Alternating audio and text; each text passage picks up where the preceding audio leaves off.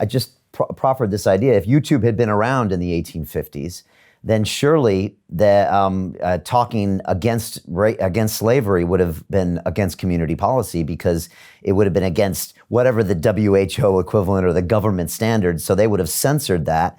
And surely that would have been a wrong thing to do. And then again, into the 50s or the 60s with Martin Luther King, they would have censored him.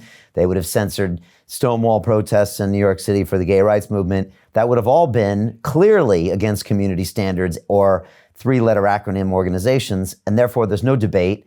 There's no advancement of ideas. So yeah, I mean, I kind of threw those out, but it's great to hear you explain that and then put it in that bucket of clear and present danger. Because yeah, you could come on and say David's saying something that would create a pandemic of clear and present danger. And then who makes the call?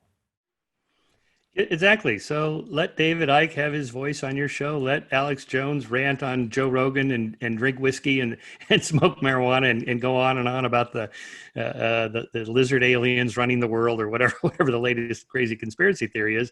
I find it rather entertaining.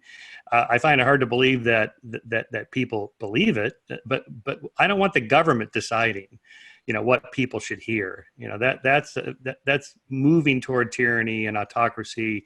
That's the wrong direction. I'd rather teach people how to think critically about any claims. Yeah. So, for example, here's another example I use.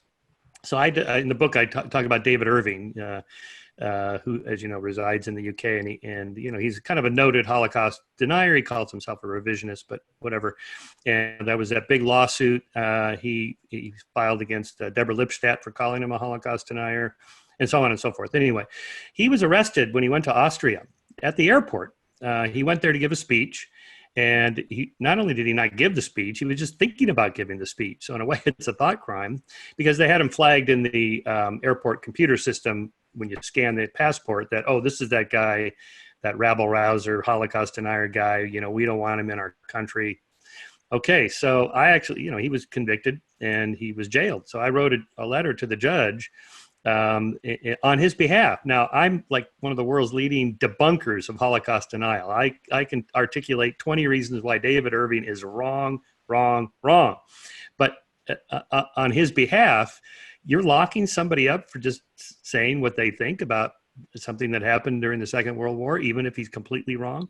So my analogy is, let's say I'm a historian of Native American history, and there's a debate about how many Native Americans died between the time Columbus arrived here and, let's say, the late 20th century.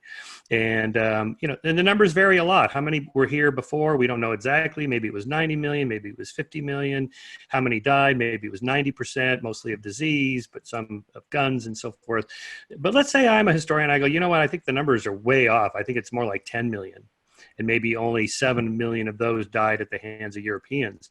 Am I a denier? Am I a Holocaust denier for articulating that position? That just can't be right. Therefore I should be silenced. No.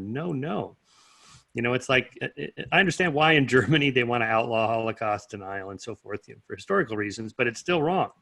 Yeah. Because it's better to just give us your best arguments, David. What are the 10 things you think are the problem with the Holocaust story? And let's evaluate them. End of story.